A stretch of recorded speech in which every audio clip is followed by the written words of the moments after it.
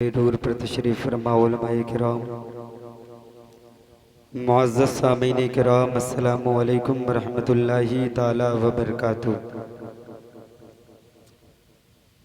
الحمدللہ رب العالمین والعاقبۃ للمتقین والصلاة والسلام علی سید المرسلین۔ نعرہ تکبیر، نعرہ رسالت، شاعر اسلام مظہر الہ آبادی، نعرہ تکبیر، نعرہ رسالت۔ اما بعد فاعوذ باللہ من الشیطان الرجیم، بفضل بسم اللہ الرحمن الرحیم۔ لقد کان لکم فی رسول اللہ اسوۃ حسنہ، صدق اللہ المولانا العظیم وصدق رسولہ النبی الامین المتین المعین المبین الکریم، ونحن علی ذلک لمن الشاہدین والشاکرین والحمد للہ رب العالمین۔ بلغ العلا بکمالہ، کشف الدجی بجمالہ، حسنت جمیع خصالہ، صلو علیہ وآلہ۔ یا صاحب الجمال و یا سید البشر، من وجهك المنیر لقد نور القمر، لا يمکن الثناء کما کان حقہ، بعد از خدا بزرگ تو ہی قصہ مختصر۔ آئیے حضرات، سب سے پہلے آقائے نامدار، مدینے کے تاجدار، سرور کائنات، فخر موجودات، دونوں عالم کے مالک و مختار، احمد مجتبی محمد مصطفیٰ صلی اللہ تعالیٰ علیہ وسلم کی بارگاہ میں درود پاک کا نذرانِ عقیدت پیش کریں اور پڑھیے بابا سے بلند، اللہم صلی علی سیدنا شفیعنا و حبیبنا و ملجانا محمد بارک وسلم، صلو علیہ صلاۃ و سلام علیک یا رسول اللہ صلی اللہ تعالیٰ علیہ وسلم۔ محترم حضرات، میں آپ لوگوں کے سامنے تھوڑی دیر کے لیے حاضر ہوا ہوں۔ اگر زحمت نہ ہو تو تھوڑا سا ایک ماحول بنائیں اور ہاتھوں کو اٹھا کر کہہ دیں یا رسول اللہ۔ یہ جو انڈیا پاکستان کا نقشہ بنا کے رکھے ہیں، آپ اسے مکمل بھارت کر دیجئے۔ تھوڑا سا سمٹ جائیں آپ لوگ، جو پیچھے بیٹھے ہیں وہ لوگ بھی آگے آ جائیں تو مہربانی ہوگی۔ شاعر کہتا ہے کہ صاحب تاج کو مختار کو آ جانے دو، صاحب تاج کو مختار کو آ جانے دو، ہم غریبوں کے طرفدار کو آ جانے دو، پھر بتائیں گے گناہگار کی قیمت کیا ہے، پہلے محشر کے خریدار کو آ جانے دو، پہلے محشر کے خریدار کو آ جانے دو۔ محترم حضرات، میں نے خطبہ مسنونہ میں جس آیت کریمہ کی تلاوت کرنے کا شرف حاصل کیا ہے، اللہ رب العزت اپنے قرآن کریم میں ارشاد فرماتا ہے، لَقَدْ كَانَ لَكُمْ فِي رَسُولِ اللَّهِ أُسْوَةٌ حَسَنَةٌ۔ تحقیق کے نبی کی زندگی ہمارے لیے ایک بہترین نمونہ عمل ہے، نبی کی زندگی ہمارے لیے آئیڈیل ہے۔ اب میں تھوڑی سی توجہ چاہوں گا آپ کی۔ اللہ رب العزت نے انسان کو یوں ہی پیدا نہیں کیا، بلکہ ایک خاص مقصد کے لیے پیدا کیا ہے۔ انسان یوں ہی زندگی گزار رہا تھا تو کسی نے کہا کہ اے انسان، تو زندگی اس طریقے سے گزار کی کامیابی کا سہرا تیرے سر پہ سجا دیا جائے، بادشاہت کا تاج تیرے سر پہ سجا دیا جائے۔ تو پھر ایک آواز آتی ہے کہ اگر کامیابی کا سہرا اپنے سر پہ باندھنا ہے، بادشاہت کا تاج اپنے سر پہ سجانا ہے، تو پہلے کسی کلچر کو اپنانا ہوگا، پہلے کسی قانون کو اپنانا ہوگا۔ تو امریکہ آواز لگاتا ہے کہ اے انسان، اگر تو اپنے سر پہ کامیابی کا سہرا باندھنا چاہتا ہے،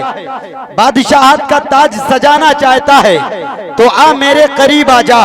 میرے قانون کو اپنا لے،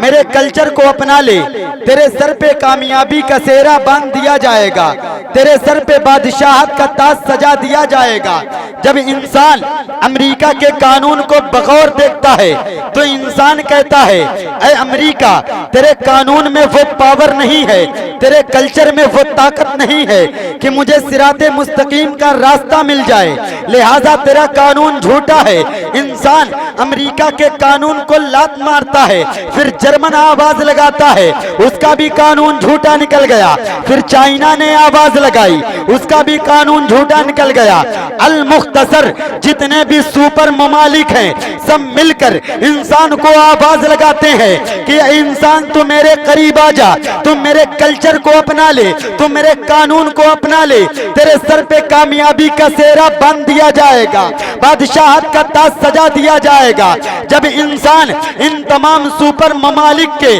کلچر اور قانون کو دیکھتا ہے تو انسان بے ساختہ چلا کے کہتا ہے کہ تمہارے کلچر اور قانون میں وہ طاقت نہیں ہے کہ ہمیں صراط مستقیم کا راستہ مل جائے، لہذا تمہارے قانون جھوٹے ہیں۔ انسان ان تمام سپر ممالک کے قانون اور کلچر کو لات مارتا ہے، پھر ایک آواز آتی ہے قرآن کی، یہ وہی قرآن ہے جس کے بارے میں رب فرماتا ہے وَلَا رَطْبٍ وَلَا يَابِسٍ إِلَّا فِي كِتَابٍ مُبِينٍ۔ یہ وہ کتاب ہے جس میں ہر خشک و تر کا ذکر موجود ہے، یہ وہ کتاب ہے جس میں ہیرے کا ذکر ہے، یہ وہ قرآن ہے جس میں موتی کا ذکر ہے، یہ وہ قرآن ہے جس میں صدف کا ذکر ہے، یہ وہ قرآن ہے جس میں ابو بکر صدیق کی صداقت کا ذکر ہے، یہ وہ قرآن ہے جس میں عمر فاروق اعظم کی عدالت کا ذکر ہے، یہ وہ قرآن ہے جس میں عثمان غنی کی سخاوت کا ذکر ہے، یہ وہ قرآن ہے جس میں مولا علی کی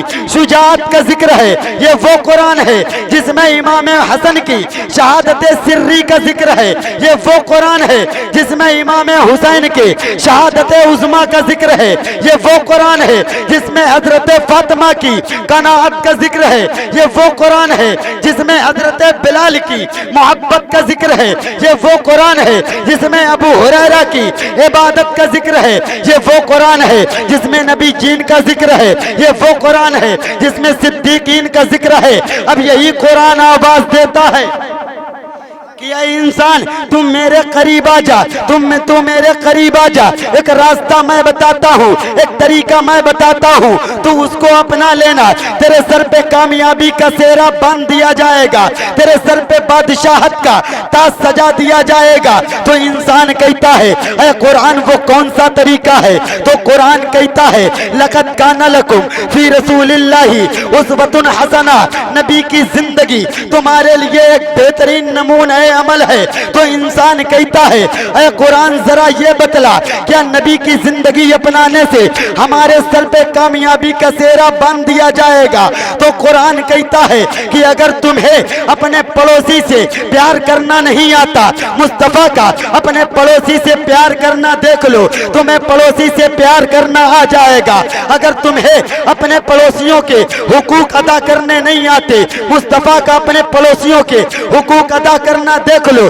تمہیں پڑوسیوں کے حقوق ادا کرنا آ جائے گا۔ اگر تمہیں اپنی بیویوں کے حقوق ادا کرنا نہیں آتا، مصطفیٰ کا اپنی بیوی حضرت خدیجۃ الکبریٰ سے حقوق ادا کرنا دیکھ لو، تمہیں اپنی بیویوں کے حقوق ادا کرنے آ جائیں گے۔ تو انسان کہتا ہے، پھر قرآن کہتا ہے کہ اگر تمہیں اپنی بیٹیوں سے محبت کرنا نہیں آتا، مصطفیٰ کا اپنی بیٹی فاطمہ سے محبت کرنا دیکھ لو، تمہیں بیٹی سے محبت کرنا آ جائے گا۔ اگر تمہیں اپنی بیٹی کی پرورش کرنا نہیں آتا، مصطفیٰ کا اپنی بیٹی فاطمہ کا پرورش کرنا دیکھ لو، تمہیں بیٹیوں کی پرورش کرنے کا سلیقہ آ جائے گا۔ اگر تمہیں بیٹیوں کے نکاح کرنے کا طریقہ نہیں آتا، مصطفیٰ کا اپنی بیٹیوں کے نکاح کرنے کا طریقہ دیکھ لو، تو میں کہتا ہوں کہ اب مجھے کہہ لینے دیا جائے کہ اگر تمہیں کامیاب ہونا ہے، اگر تمہیں کامران ہونا ہے، تو اپنے دل میں عشق مصطفیٰ کا چراغ روشن کر لو اور کردار مصطفیٰ کی چادر اوڑھ لو، تم زمین پہ بھی کامیاب رہو گے اور آخرت میں بھی کامیاب۔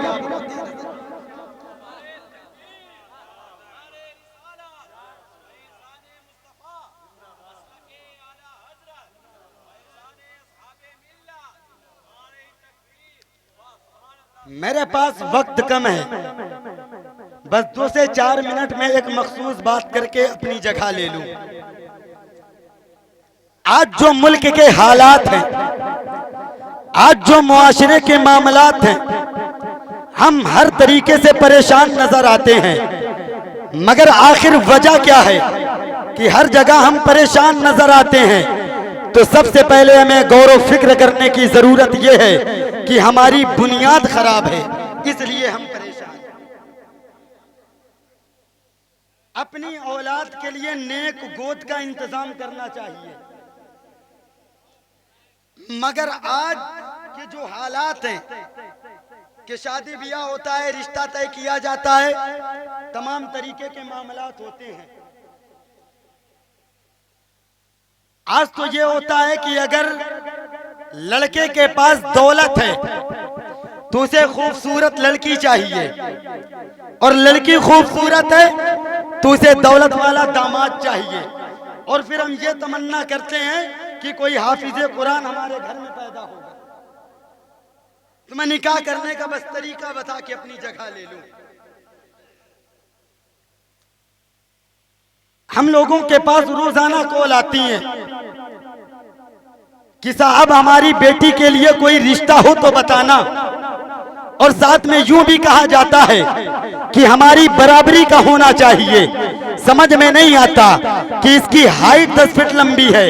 یا ناک 4 ہاتھ لمبی ہے، جو برابری کا رشتہ نہیں ملتا تو پلٹ کے کہتا ہے کہ صاحب وہ تو بات ایسی ہے، میری بیٹی چاند کا ٹکڑا، داماد ایسا چاہیے جس کے پاس 250 گز کا مکان ہو، مگر داماد ہمیں بالکل ایسا نہیں چاہیے جو مسجد کا امام ہو۔ پھر پلٹ کے کہتا ہے کہ صاحب وہ تو بات ایسی ہے کہ میری بیٹی حسن و جمال کا پیکر ہے، داماد ایسا ہونا چاہیے جو پتلا بھی ہو، دبلا بھی ہو، ہینڈسم بھی ہو، اسمارٹ بھی ہو، چلنے کے لیے 4 ویلر ہو، 4 منزل مکان ہو، اس کے پاس بینک بیلنس بھی ہو، اکاؤنٹ بیلنس بھی ہو۔ صاحب یوں ہم تلاش کرتے ہیں کہ لڑکا دولت والا چاہیے۔ میں کہتا ہوں جب لڑکا تلاش کرو تو یہ بھی پوچھ لیا کرو کہ یہ جو 4 منزل مکان بنایا ہے حرام کی کمائی کا ہے یا حلال کی کمائی کا ہے، سود کے پیسے کا ہے یا بیاج کے پیسے کا ہے؟ کسی یتیم کا حق مار کے یہ 4 ویلر تو نہیں خریدا، کسی مظلوم کا حق مار کے یہ 4 منزل تو نہیں مکان بنایا۔ صاحب جہاں تم دولت والا داماد تلاش کرتے ہو تو وہاں اگر لڑکے کے پاس دولت ہوتی ہے تو اس کی بھی فرمائش ہوتی ہے کہ اب خوبصورت لڑکی چاہیے، اب لڑکی ایسی ہو جس کی چال میں بھی ادائیں نظر آئے، جس کی آنکھوں میں بھی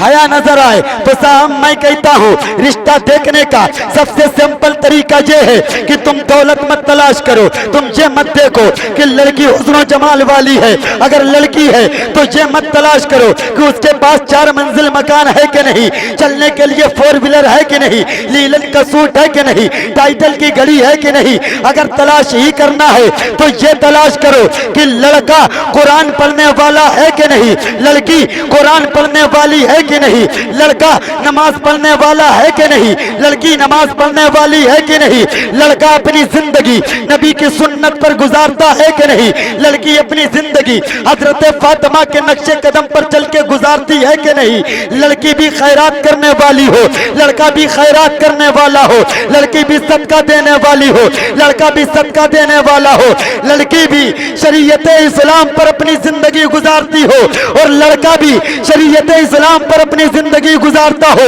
قسم کھا کے کہتا ہوں کہ جب ایسے لوگوں کا آپس میں نکاح ہوتا ہے تو پھر پیدا ہونے والی اولادیں یہ ڈی جے کے پیچھے مجرا کرنے والی نہیں، ٹک ٹاک کی دنیا میں ٹھمکے لگانے والی نہیں، بلکہ ایسی اولادوں کے ایسی لوگوں کے درمیان سے جو اولادیں پیدا ہوتی ہیں تو پھر وہ حافظ قرآن پیدا ہوتے ہیں، قاری قرآن پیدا ہوتے ہیں، عالم دین پیدا ہوتے ہیں۔ پھر ایسے ہی نیک لوگوں کے درمیان سے جو اولادیں پیدا ہوتی ہیں وہ غوث اعظم کے عاشق پیدا ہوتا ہے،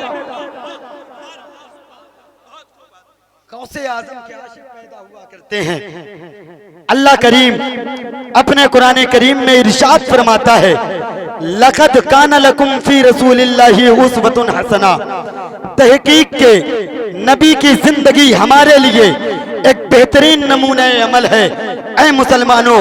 اگر تم چاہتے ہو کہ ہم کامیاب ہو جائیں تو نبی کے کردار کو اپنا لو، نبی کے اخلاق کو اپنا لو، اپنے دل میں عشق مصطفیٰ کا چراغ روشن کر لو، پھر یہ ظالم طاقتیں کیا پوری کائنات تمہارے قدموں میں جھکتی نظر آئے گی۔ وآخر دعوانا ان الحمد